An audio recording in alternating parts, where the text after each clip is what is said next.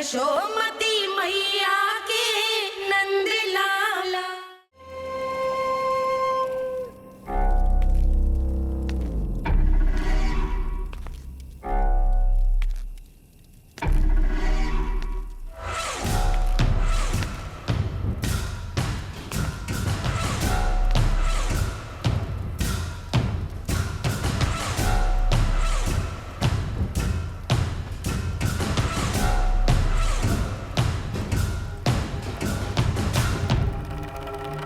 अच्छे कर्म करने वाला व्यक्ति भले ही कितनी भी विपत्तियों से क्यों न घिरा हो, वो शांतिपूर्ण गहरी निद्रा में सो पाने में सक्षम होता है। किंतु यदि कोई व्यक्ति दुष्ट हो, क्रूर अत्याचारी हो या चोरी, हिंसा, हत्या जैसे जघन्य अपराध करता हो, तो फिर भले ही उसके पास कितनी भी संपत्ति और शक्ति क्यों ना हो, वो कभी शांतिपूर्ण निद्रा में नहीं सो पाता।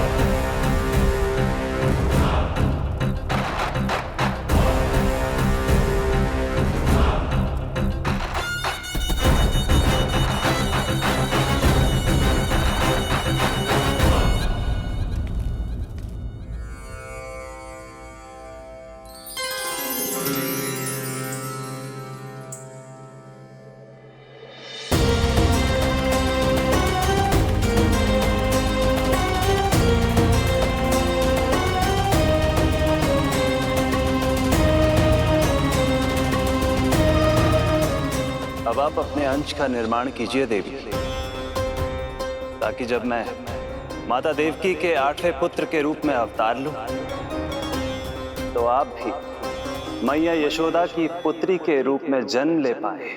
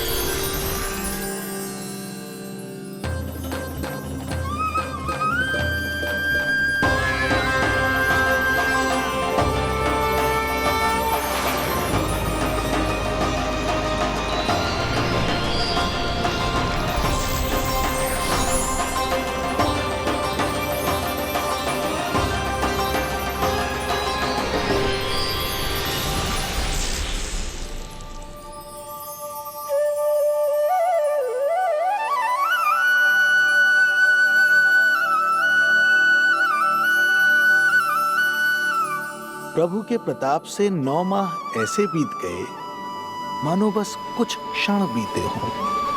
देखते ही देखते वो शुभ घड़ी, मैया यशोदा के लल्ला के जन्म की घड़ी आ गई।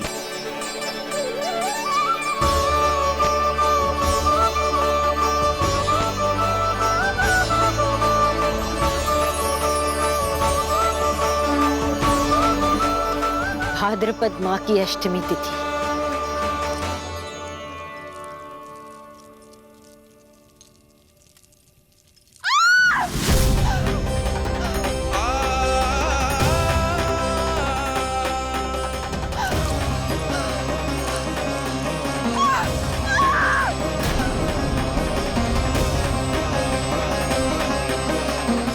स्वामी, लगता है प्रसव पीड़ा आरंभ हो गई है। देवकी, संभालो अपने आप को, धीरज रखो।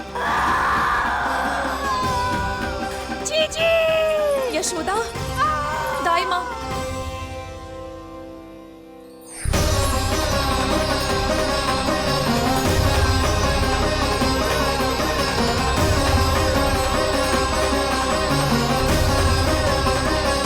रोहिणी नक्षत्र, रोहिणी नक्षत्र।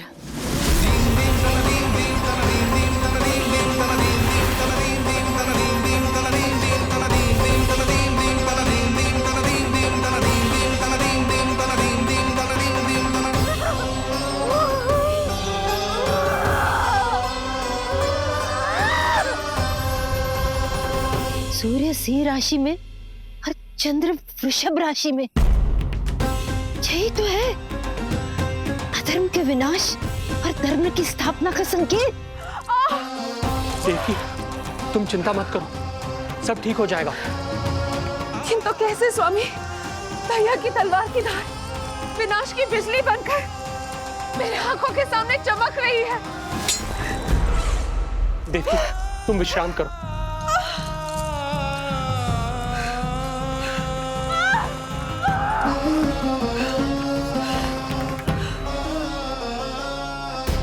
दुर्जन, जाओ फिर से देखो, मुझे पल पल का समाचार चाहिए।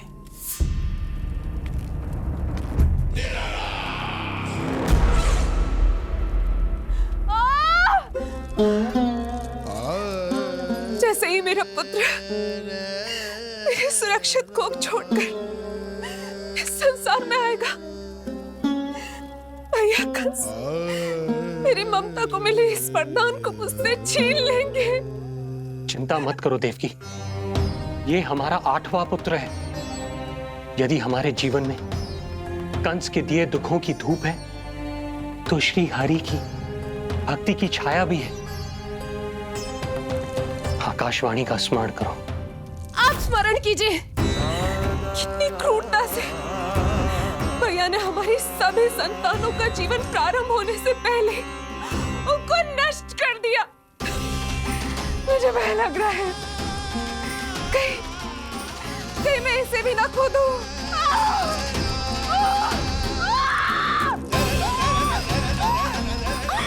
अब और प्रतीक्षा ना हो पाएगी मुझसे, अब और प्रतीक्षा ना हो पाएगी।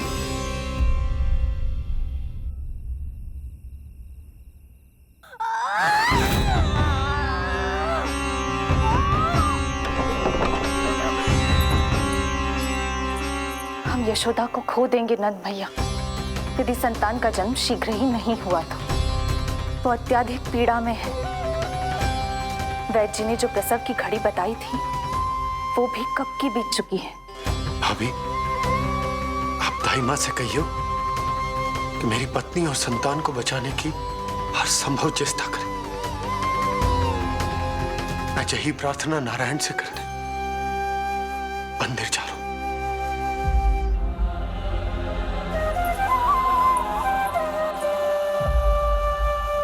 प्रभु, मैया योग माया को जन्म क्यों नहीं दे रही है? मेरा ही तो शक्ति तत्व है योग माया। वो तभी जन्म ले सकती है जब मेरे 8वें अवतार श्री कृष्ण का जन्म होगा। तो प्रभु, अब आपको किस बात की प्रतीक्षा है? जब निश्चित प्रहर का अंत होगा और शून्य काल का प्रारंभ, तभी तो होगा जयंती योग, लल्ला के जन्म का योग। बस अब कुछ ही क्षण और।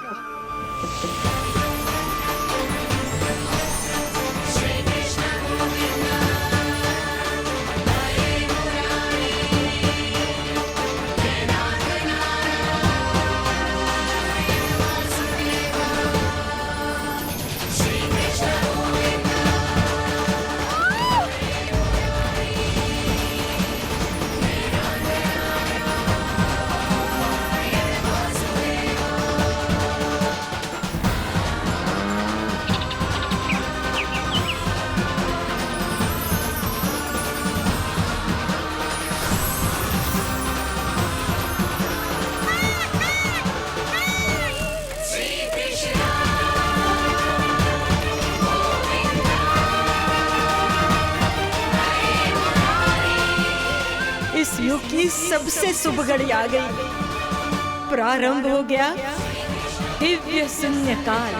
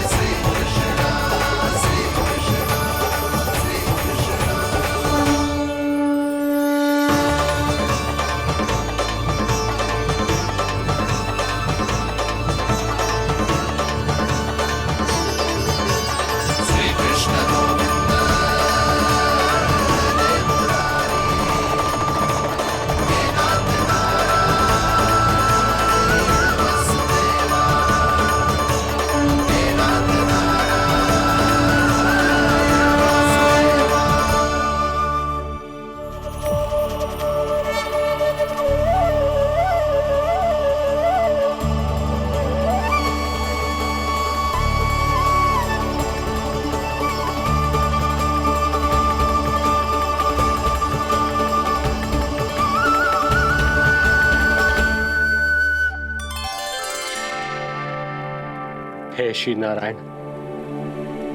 हम परम सौभाग्यशाली हैं। हमारे पुत्र के रूप में आप स्वयं पधारे हैं।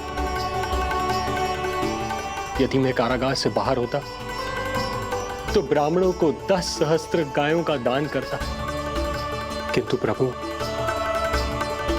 मैं बंधन में हूं।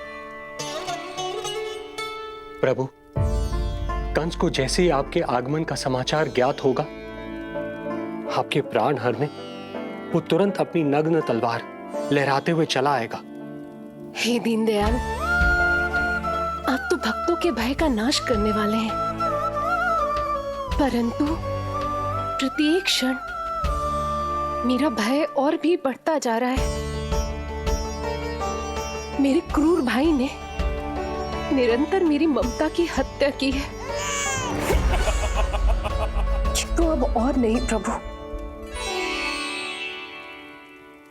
आप कोई ऐसी लीला दिखाई ताकि उस पापी को आपके जन्म के विषय में पता ही ना चल पाए। आपके इस अलौकिक चतुर्भुज रूप का समाचार उनके क्रोध की ज्वाला को और भड़का देगा और वो आपका वध करने के लिए सेना सहित यहां आ जाएंगे। इसीलिए हे जगदीश, आप सामान्य बालक के रूप में प्रकट हो जाइए ताकि मैं आपको छुपाने की चेष्टा कर सकूं। या मैं कंस को यह विश्वास दिलाने का प्रयास कर सकूं कि उन्हें आपसे कोई संकट नहीं। दया कीजिए भगवान।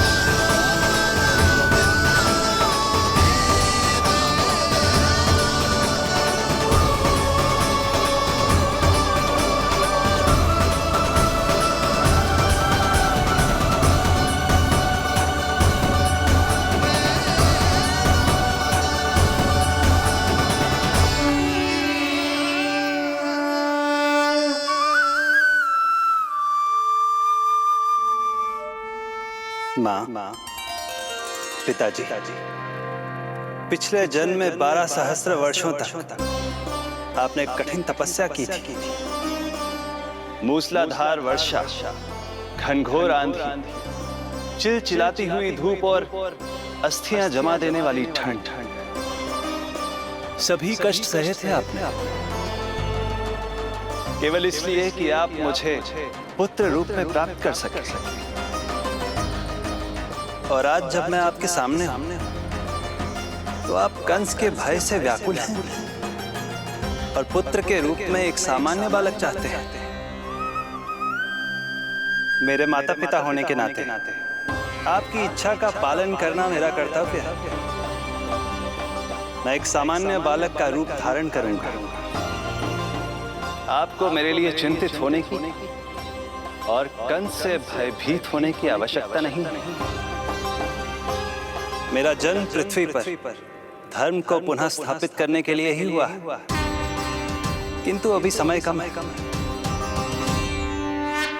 यशोदा रानी की चेतना जा रही है, ये इनके प्राणों के लिए शुभ संकेत नहीं है। यशोदा, आंखें खुली रखो। यशोदा, यशोदा, आंखें खुली रखो।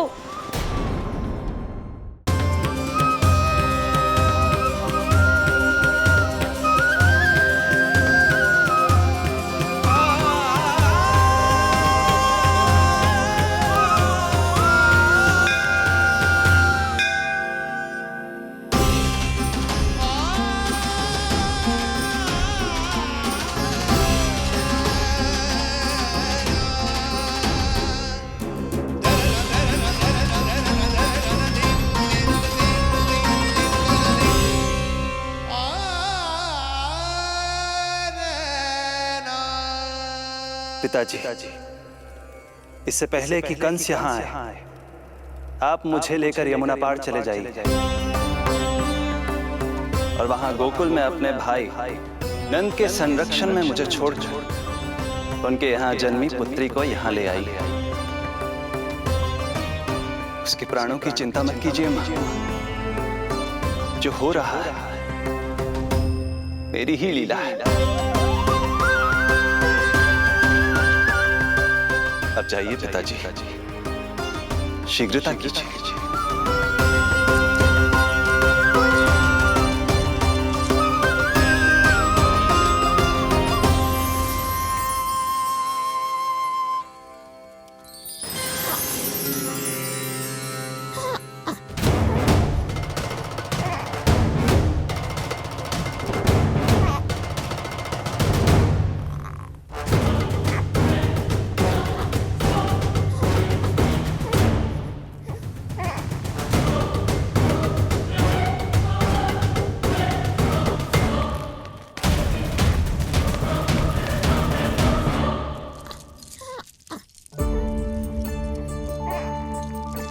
प्रभु, प्रभु क्या करना है ये तो आपने बता दिया, किंतु कैसे करना है ये नहीं बताया। पीढ़ियों में जकड़ा हुआ कारागार से बाहर कैसे जाऊंगा? यशोदा, बस थोड़ी देर और धैर्य रखो। अब और प्रतीक्षा ना हो पाएगी मुझसे। अब और प्रतीक्षा ना हो पाएगी। अब और अधिक प्रतीक्षा आपको करनी भी नहीं पड़ेगी मैया।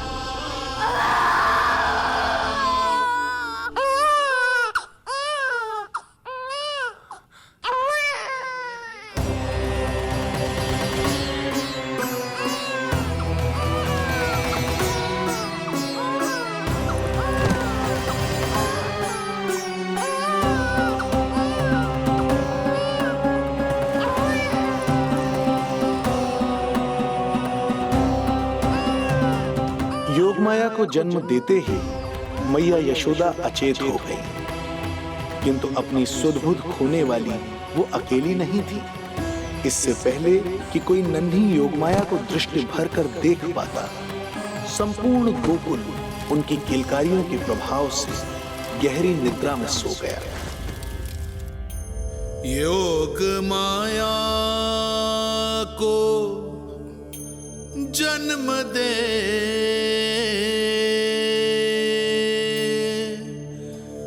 यशोमती हुई निढाल,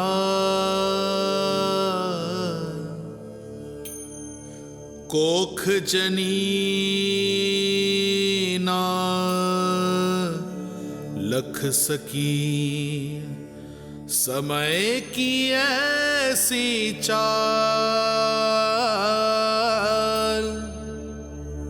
समय की ऐसी चाल।